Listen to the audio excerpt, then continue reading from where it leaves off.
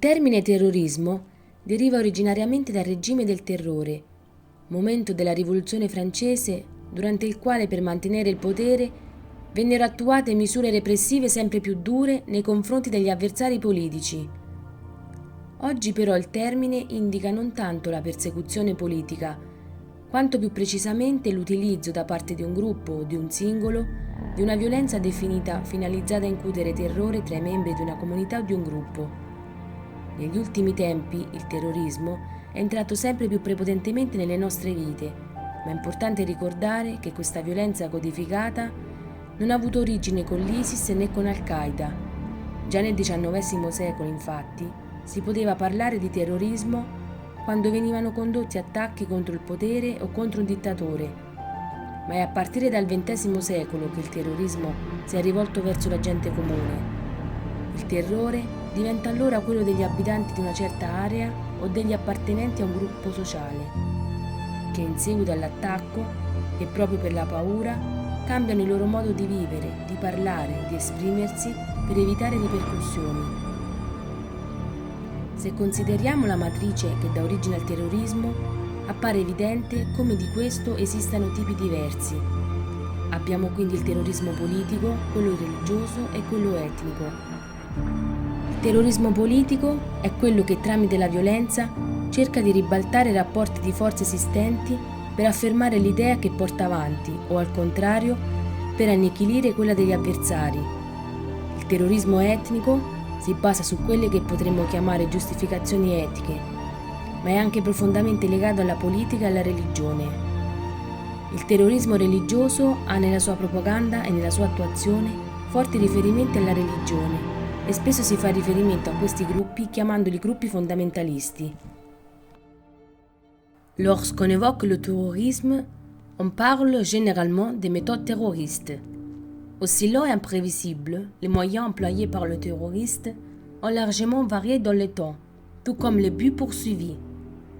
Alors qu'on pouvait considérer que le terrorisme était motivé par des désirs d'indépendance ou d'autonomie, comme ce fut le cas du Front de Libération Nationale ou de l'ETA, les formes et les motivations d'aujourd'hui apparaissent moins évidentes. Mais là ne sont pas les seules différences. Les cibles diffèrent également.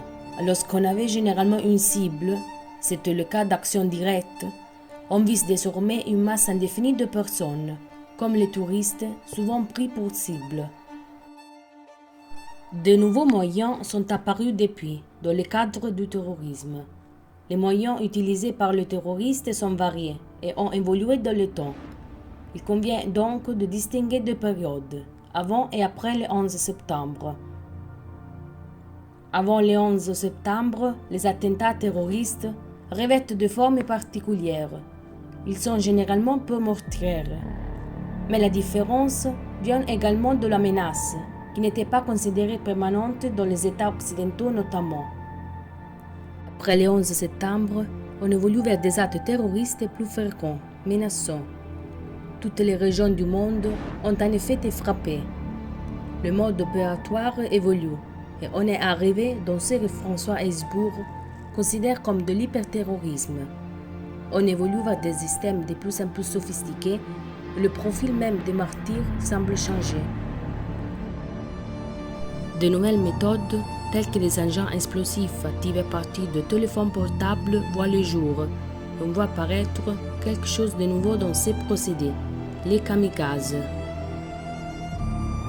Le terrorisme est une arme terrible, mais les peuples opprimés pauvres n'en ont pas d'autre, disait Jean-Paul Sartre, en montrant bien à quel point les attentats terroristes constituent un moyen de parole.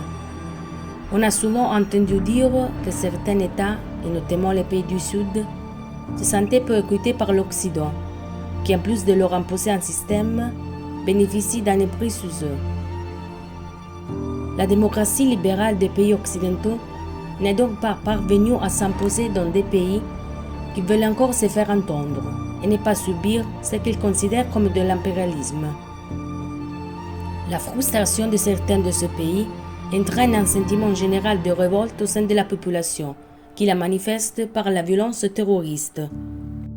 Le terrorisme est aujourd'hui une menace prise au sérieux par de nombreux pays, qui n'hésitent pas à tout mettre en œuvre pour limiter le risque d'attaque. Mais si ce pays œuvre contre cette menace, il faut néanmoins rappeler que certains grands pays ont eux-mêmes puisé des méthodes terroristes. On peut rappeler le cas de François Mitterrand en France ou celui des États-Unis, ayant participé au financement des contrats au Nicaragua. La notion de terrorisme sera donc peut-être à relativiser, mais surtout à définir, afin d'éviter de dérives ultérieures.